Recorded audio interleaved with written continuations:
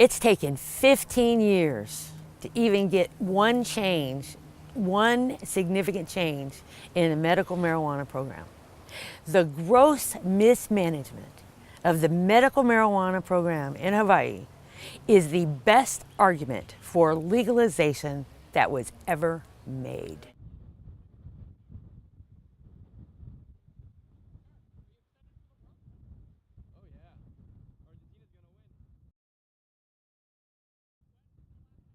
Things have been changing, and it's also very difficult for people to get medical marijuana if they're very sick or if they're elderly. To grow it themselves is a challenge, and so people often had to go to the black market to get it. A lot of our marijuana policy in the country, not just Hawaii, the whole country is being driven by public opinion, and what is being ignored is the science and the public health issues, as well as common sense. Really, some of this really doesn't make sense. We are the experts. The guys in the field out here doing the marijuana growing are the experts, not these people in the Congress and Senate and the judges and the lawyers and the doctors. They don't smoke pot. It's like frowned upon in their culture. In our state, more people have died from overdose from pain pills than they have from car accidents. But no one has died from an overdose of marijuana. The law enforcement community is very serious about this issue. They want to make sure people aren't getting marijuana illegally. They want to make sure there's no violence associated with it. But we also wanted to say, no, this is a health program. There will always be a place for law enforcement in this program. I was constantly being criminalized by the police department here, but I had to register with them. Department of Safety's still hardline on this.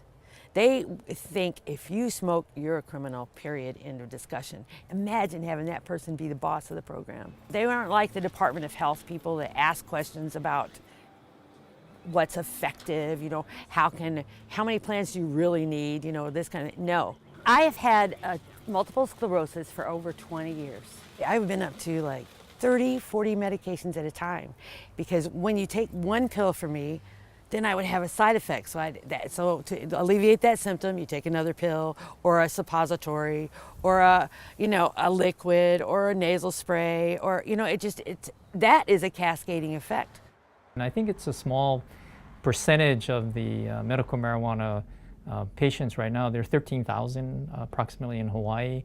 Of that, probably 5% are the ones that, I would say I would not oppose them having medical marijuana. We're not opposed to people getting their medicine, quote unquote medicine, if they need it. We want to prevent a big marijuana industry from being established, which would be like alcohol and tobacco, and that there would be a lot of unintended consequences and social costs to it. With this new dispensary law, they are added more felonies, they've added more conditions to the use of medical marijuana, and nobody's dying from pot.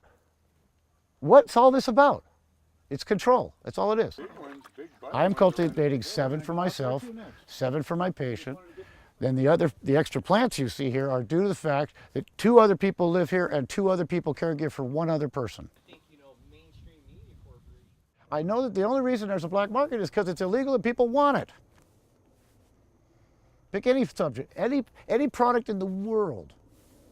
If there's a market for it, it's going to the market.